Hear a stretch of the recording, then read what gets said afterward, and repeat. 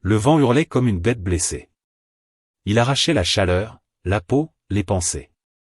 Sous un ciel gris déchiré de glace, une femme avançait en titubant, chaque pas plus lent que le précédent. Ses pieds nus s'enfonçaient dans la neige durcie, insensible depuis longtemps. Elle ne sentait plus la douleur. Seulement le poids. Le poids de l'enfant dans ses bras. Sérène resserra son manteau déchiré autour du petit corps qu'elle protégeait de tout ce qu'il restait d'elle. Ses doigts violets, raides, tremblaient malgré sa volonté. Elle pressa le front de l'enfant contre sa poitrine, cherchant à lui donner une chaleur qu'elle n'avait plus. « Ne te réveille pas » murmura-t-elle d'une voix brisée. « Rêve. Les rêves sont chauds. » L'enfant, Ariel, émit un faible son, presque un souffle. Les petites lumières naturelles sur ses joues, autrefois vives comme des étoiles, vacillaient dangereusement. Un enfant ne devait jamais perdre sa lueur. Pas comme ça. Sérène le savait. Mircette n'était plus qu'un tombeau de métal et de glace. Autrefois, cette lune avait porté des promesses. Des villes tracées sur des cartes. Des océans promis. Des jardins sous dôme. Puis tout s'était effondré. Les tempêtes avaient gagné. Les machines avaient cédé. Les puissants étaient partis. Les pauvres étaient restés. Sérène avait frappé à toutes les portes. 17 abris. 17 refus. Les tourelles automatiques scannaient son bracelet vide et se refermaient sans un mot. Les stations marchandes fermaient leurs sas. Pas de crédit. Pas de nom reconnu. Pas de valeur. Elle avait eu un nom autrefois. Sérène Alavir. Sage-femme du cercle du foyer argenté. Porteuse de chaleur. Chanteuse des naissances. Ses mains avaient accueilli la vie. Ses chants avaient calmé les nouveau-nés. Puis son compagnon était mort. Alors le cercle l'avait jugé brisé. Une mère seule était considérée comme instable. Indigne. Elle s'était tenue devant les portes du temple, Ariel contre elle, et avait supplié. Je peux encore prendre soin de lui. Les portes s'étaient fermées. Le souvenir brûlait plus que le froid. Ses genoux cédèrent sous une passerelle rouillée. Sérène tomba dans la neige sans même crier. Le vent sifflait à travers les câbles brisés. Elle roula sur le côté, se recroquevilla autour de son enfant, couvrant son dos de son propre corps. Je suis là, chuchota-t-elle. Nous rêvons déjà. Les yeux d'Ariel se fermèrent. Puis les siens. Très loin au-dessus d'eux, sur la carcasse brisée d'un ancien puits thermique, un homme s'arrêta net. Milo avait appris à reconnaître les formes mortes. Mais celle-ci bougea. Une silhouette. Puis une autre, plus petite. Son estomac se noua. Il courut. La tempête fouettait sa visière. Il trébucha sur des câbles gelés, glissa, se releva. Lorsqu'il atteignit les corps, son souffle se coupa. Une femme à la peau violette, glacée. Un enfant serré contre elle, sa lumière presque éteinte. Non, murmura Milo. Il ouvrit son sac thermique, activa 2 sources de chaleur, les glissa entre leurs corps. Il plaça un capteur sur le cou de l'enfant. Un battement. Faible. Mais présent. Pas ce soir, grogna-t-il. Pas comme ça. Il ouvrit son manteau et les enveloppa tous les deux, puis les souleva. Ils étaient trop légers. Fragiles.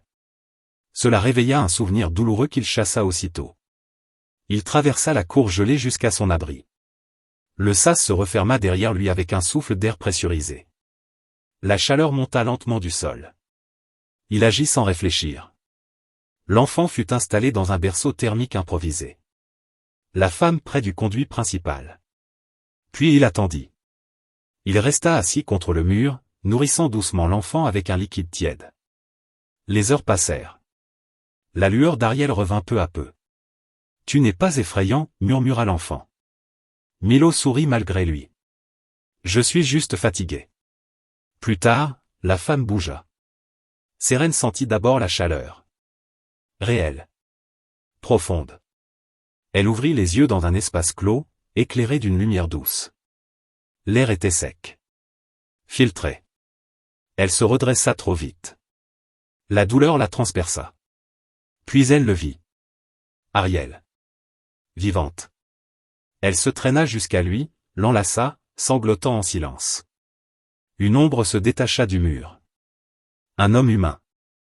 Grand. Fatigué. Il tenait une tasse fumante. Il resta à distance. Il est stable, dit-il doucement. Vous aussi. Elle ne répondit pas. Il posa la tasse entre eux et recula. Buvez. C'est chaud. Elle le fixa longuement, puis but. La chaleur la rattacha à la vie. Ariel murmura et se rendormit, paisible. Milo monta à l'échelle menant au compartiment supérieur. Appelez si vous avez besoin. Sérène resta immobile, écoutant le bourdonnement rassurant de l'abri. Pour la première fois depuis longtemps, le silence n'était pas une menace. Le matin arriva sans bruit. Ariel avait dormi toute la nuit. Sérène pleura en silence. Plus tard, elle observa l'homme réparer un panneau, méthodique, calme. Il ne demandait rien. N'exigeait rien. Comment t'appelles-tu ? Demanda-t-elle enfin. Milo. Juste un nom. Elle hocha la tête. Le mien signifie celle qui porte la chaleur. Il la regarda vraiment, pour la première fois. Alors c'est exactement ce que vous êtes. Un peu plus tard, ils partagèrent un repas simple. Ariel rit faiblement. La vie revenait.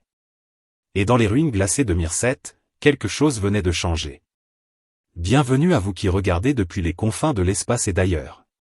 Si cette histoire vous touche, abonnez-vous à la chaîne et rejoignez cette aventure humaine. Le refuge s'éveillait lentement.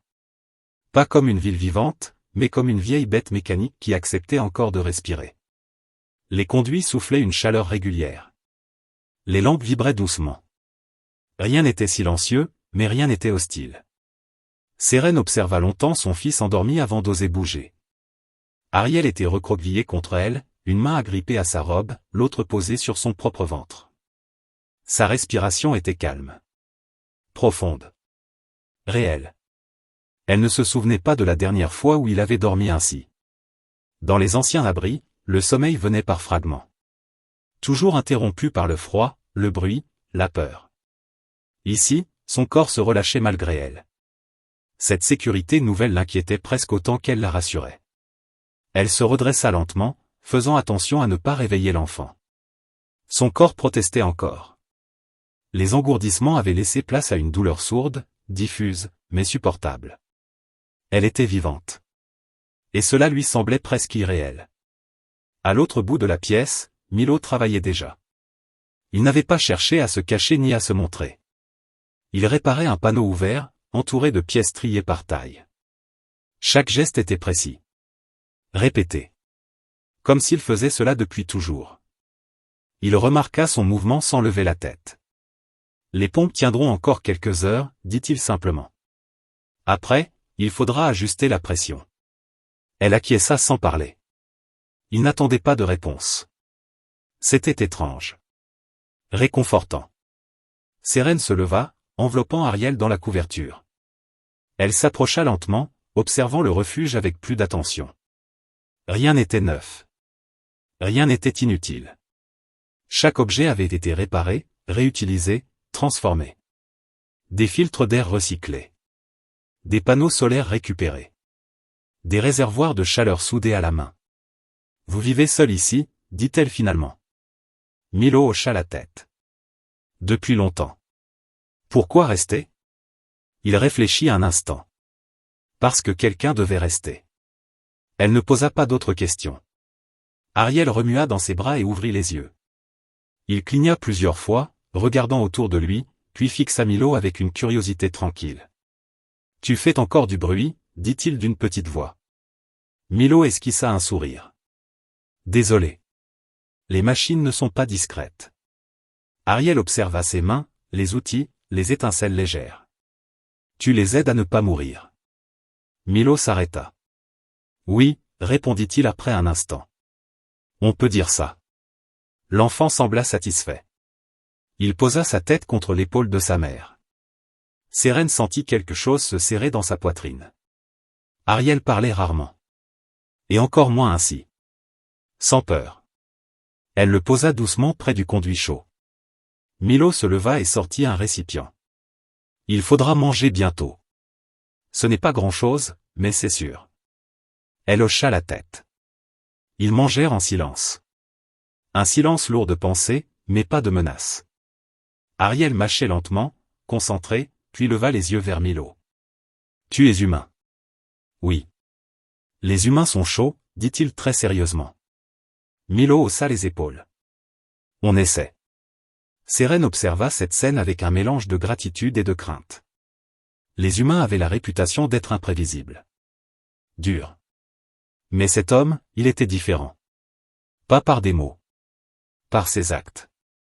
Plus tard, alors qu'Ariel jouait avec des fragments lumineux trouvés dans une caisse, Milo s'approcha d'une console ancienne.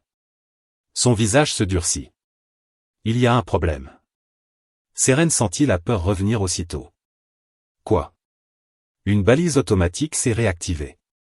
Un ancien signal de sécurité. Elle comprit immédiatement. D'autres viendront. Peut-être. Pas des secours. Il se tourna vers elle. Des récupérateurs. Ou pire. Le silence retomba, plus lourd cette fois. Que devons-nous faire? Demanda-t-elle. Milo la fixa longuement. Son regard n'était ni pressant ni froid. Vous pourriez partir. Maintenant. Le signal est faible. Vous avez une chance. Elle regarda Ariel.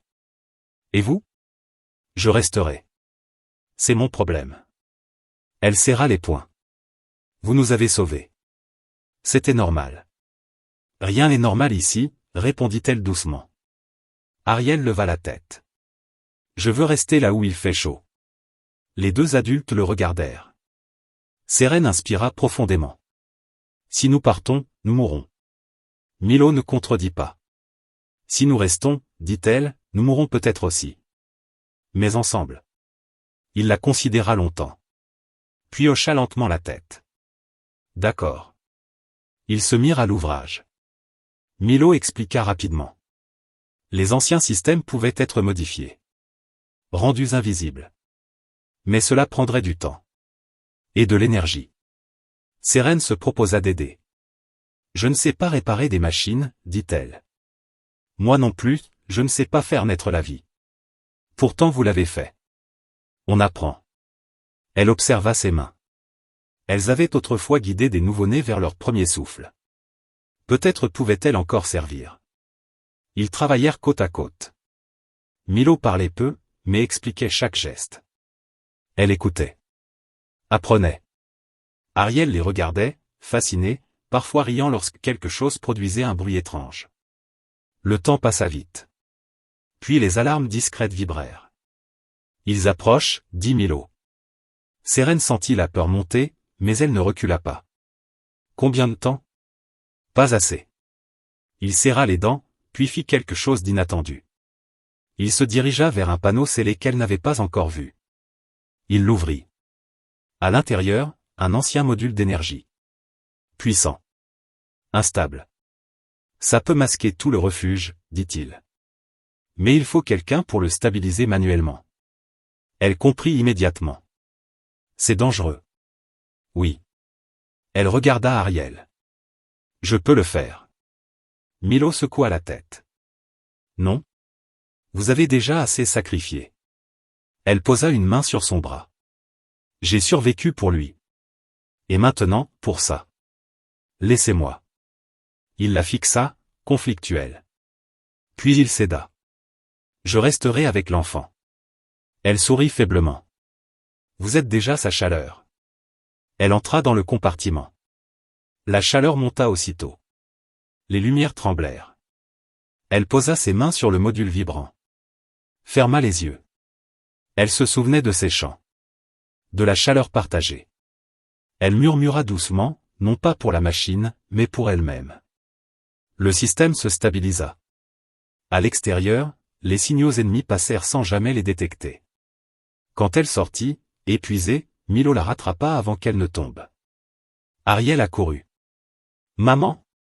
Elle s'agenouilla et l'enlaça. « Je suis là. » Ils restèrent ainsi longtemps. Dans le froid mort de Mircet, un refuge humain venait de devenir quelque chose de plus. Un foyer. Les jours suivants s'écoulèrent différemment. Le temps ne se mesurait plus en heures, mais en gestes répétés. En petites victoires silencieuses. Le refuge respirait mieux. La chaleur était plus stable. L'air moins sec. Rien n'était parfait, mais tout fonctionnait assez pour tenir. Sérène se réveillait avant Milo.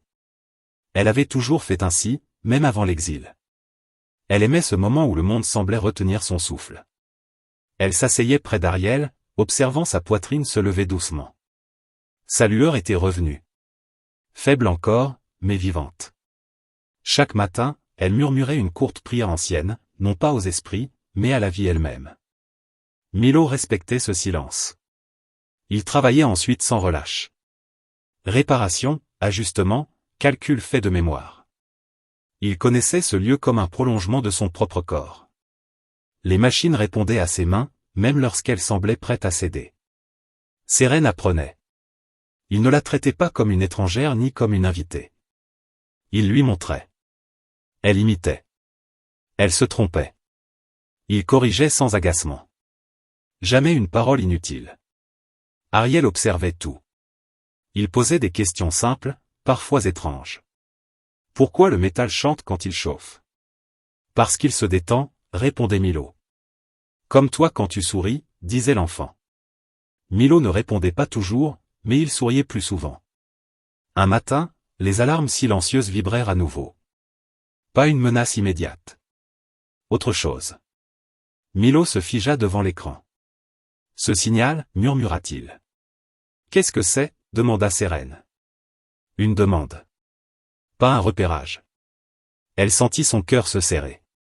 De qui? D'autres survivants. Il expliqua lentement. Des humains dispersés. Des abris isolés. Certains captaient parfois les ondes anciennes. Très rarement, quelqu'un osait répondre. Il demande s'il y a encore de la chaleur ici. Le mot résonna. Chaleur. Sérène regarda autour d'elle. Le refuge. Ariel. Milo. Que ferez-vous? Demanda-t-elle. Il hésita. Répondre, c'est risquer d'être vu. Ne pas répondre, c'est laisser mourir. Il hocha la tête. Oui. Ils restèrent silencieux un long moment. Les humains ont abandonné cette lune, dit-elle doucement. Mais vous êtes restés.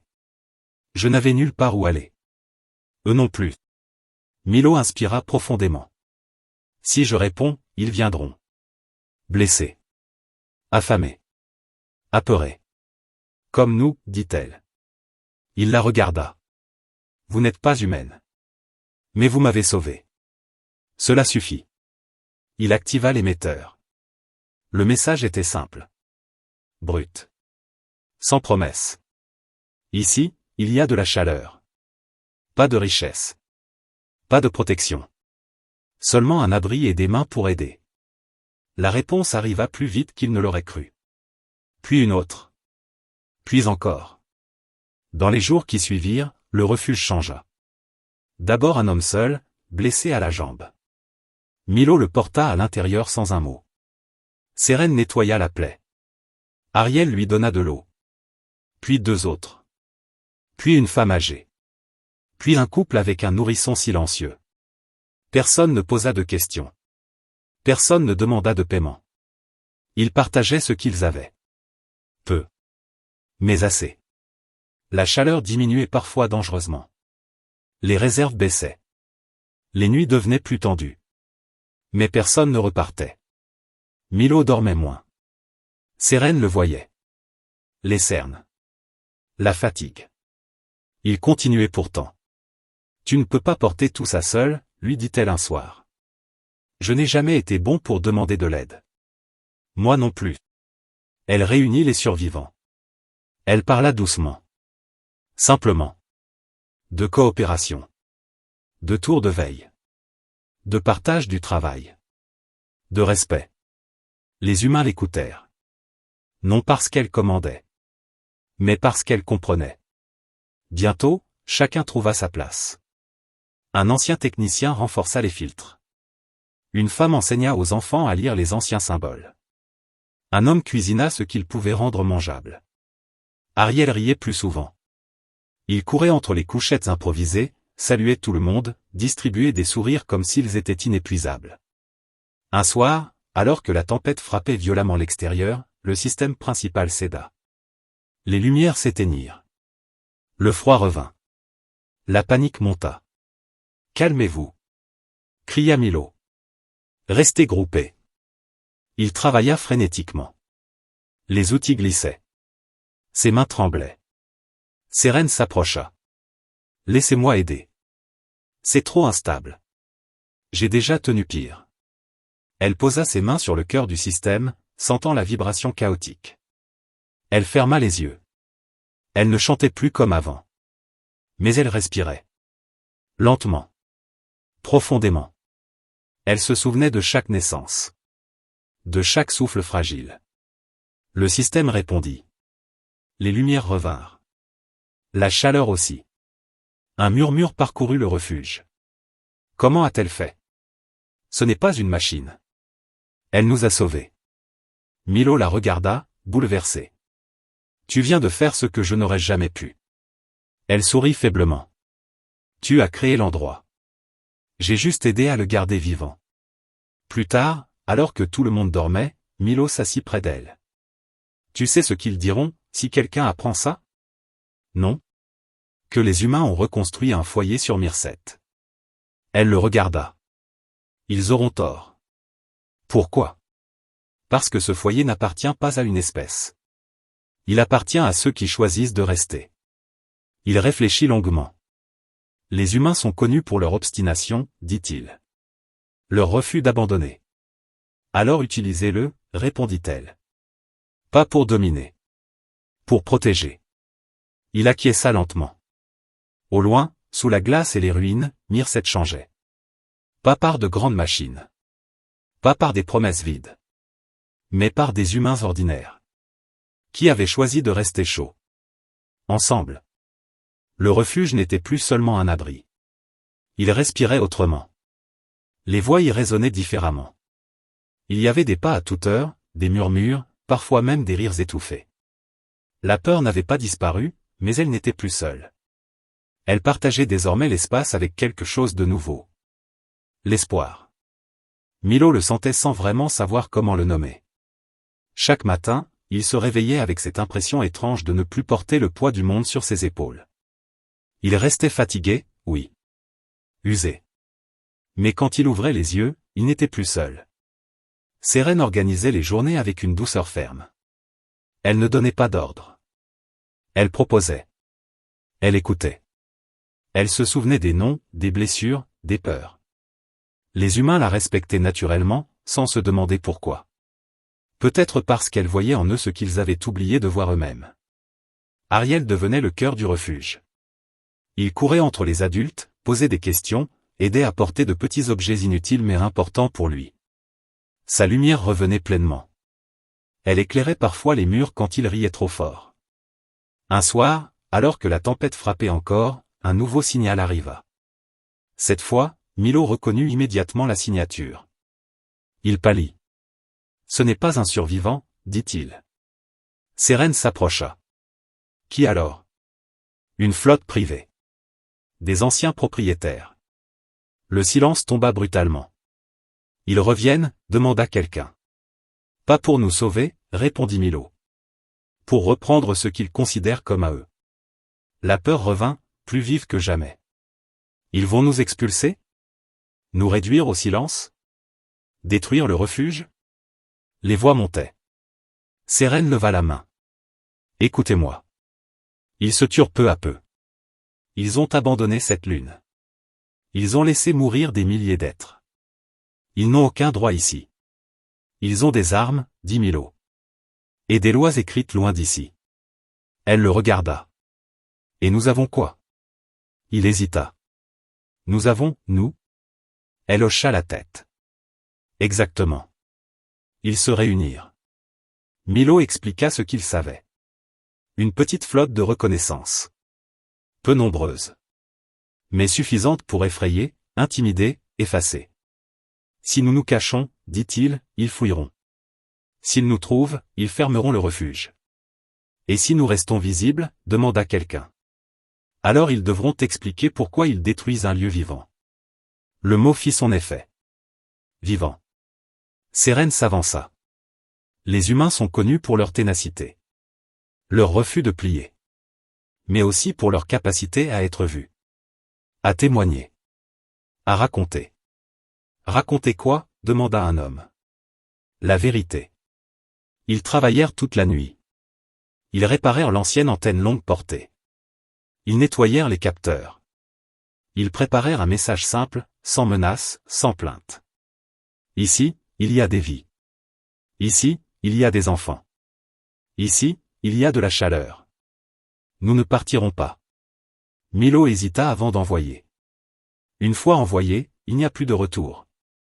Sérène posa sa main sur la sienne. Tu as déjà choisi, il y a longtemps. Il appuya. La réponse ne tarda pas. Une transmission froide. Officielle. Détachée. Zone interdite. Occupation non autorisée.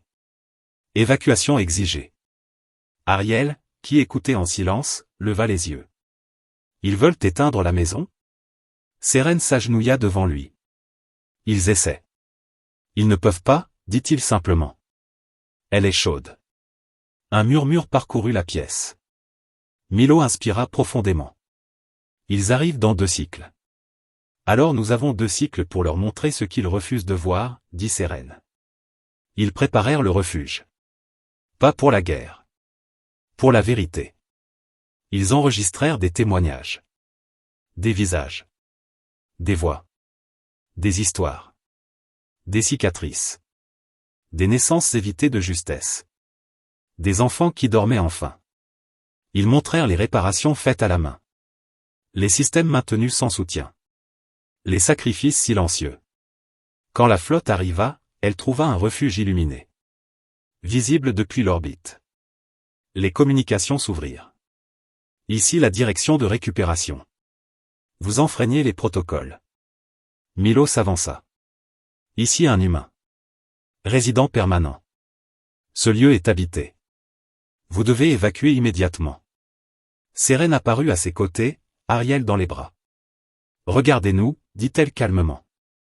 Regardez ce que vous aviez abandonné. Il y eut un silence. Puis une voix différente. Combien êtes-vous? Assez, répondit Milo. Pour compter. Les images se diffusèrent automatiquement sur les anciennes balises. Vers d'autres systèmes. D'autres mondes. Ils ne pouvaient plus cacher ce refuge. Les officiers hésitèrent. Ce site n'était pas viable. Pourtant nous vivons, répondit Sérène. Vous n'êtes pas autorisés.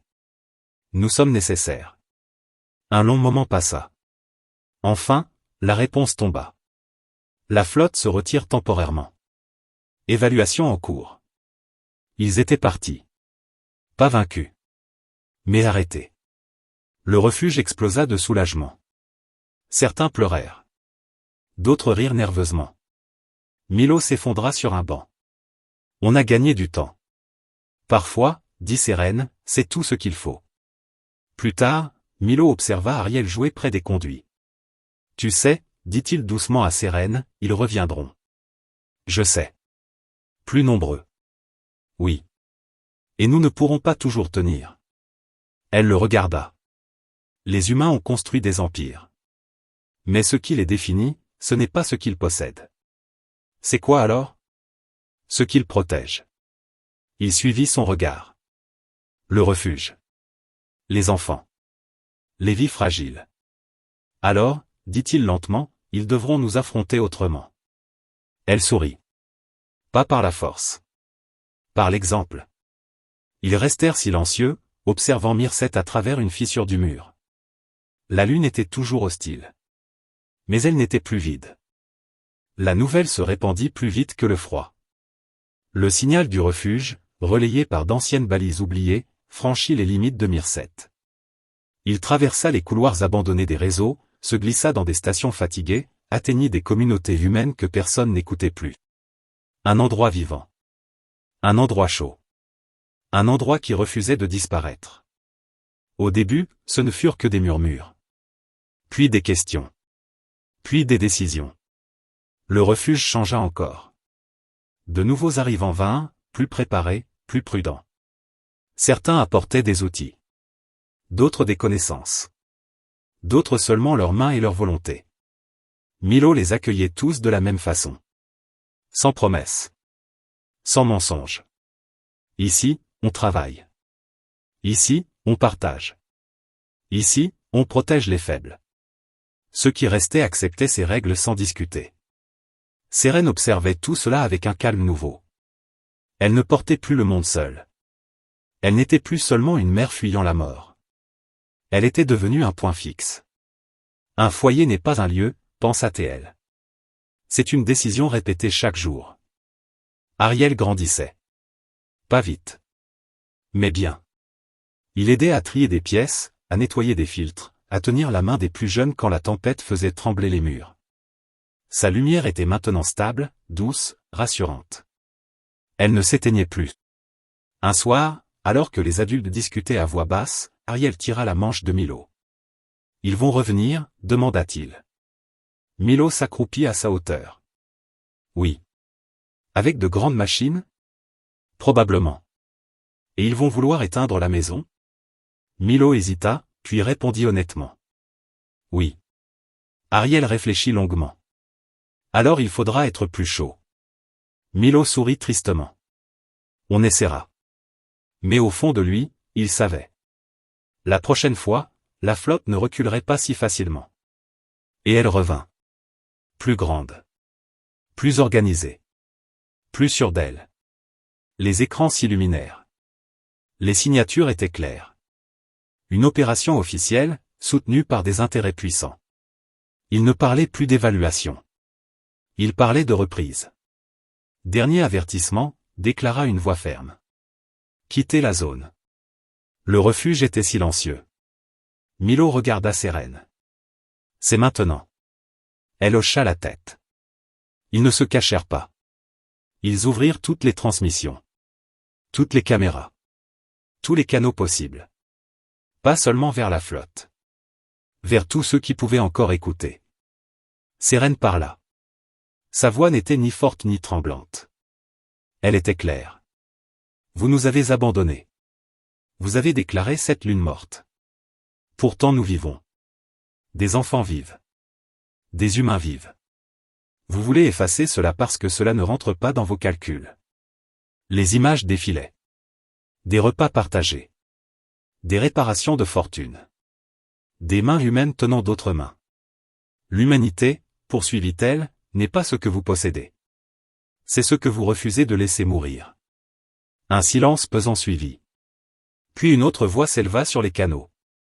Une voix humaine extérieure à la flotte. Ici une station libre. Nous confirmons réception. Puis une autre. Ici un convoi civil. Nous voyons le refuge. Puis encore. Ici une colonie périphérique. Nous nous souvenons de Mircet. Les puissants n'étaient plus seuls. La flotte hésita. Vous interférez avec une opération légale. Non, répondit Milo. Vous êtes observés. La tension monta. Les armes restaient silencieuses. Mais prêtes. Ariel se glissa entre Milo et Sérène. Il leva les yeux vers les écrans. Pourquoi ils ont peur, demanda-t-il. Sérène posa une main sur son épaule. Parce qu'ils savent qu'ils ont tort. Le commandement tarda à répondre. Puis un message bref arriva. Opération suspendue. Retrait en cours. Personne ne cria. Personne ne sauta de joie. Ils savaient que ce n'était pas une victoire finale. Mais c'était suffisant. Les jours suivants furent calmes. Trop calmes. Puis arriva une proposition. Une reconnaissance officielle du refuge. Pas comme propriété. Comme communauté autonome. Un lieu expérimental. Observé. Toléré. Milo lut le message en silence. Ils veulent nous encadrer, dit-il. Nous contrôler doucement. Ils ont peur de ce que nous représentons, répondit Sérène. Et maintenant ? Elle regarda autour d'elle. Les humains.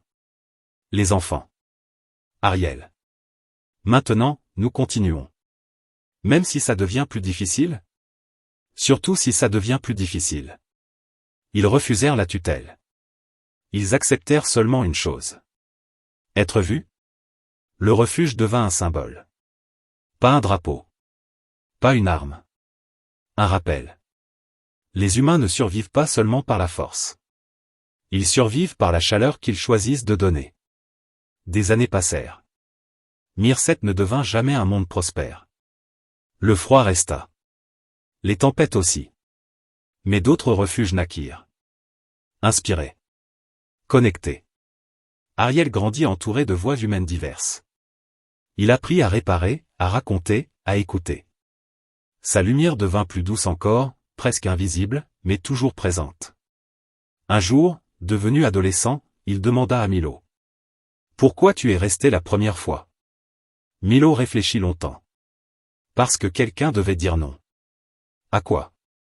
À l'idée que certaines vies ne valent pas l'effort. Ariel hocha la tête. Plus tard, Sérène observa le refuge depuis l'entrée. Elle sentait encore le froid sur sa peau, mais il ne l'effrayait plus. Elle pensa à la femme qu'elle avait été. Celle qui s'était couchée dans la neige, prête à mourir. Elle sourit doucement. Elle n'était pas revenue à la vie grâce à une machine. Mais grâce à un humain ordinaire qui avait choisi d'agir. Et sur une lune que tout le monde avait abandonnée, l'humanité avait prouvé une chose simple. Quand tout est perdu, quand le froid gagne, quand les puissants détournent le regard, les humains ne demandent pas la permission de rester humains. Ils restent. Et ils tiennent chaud.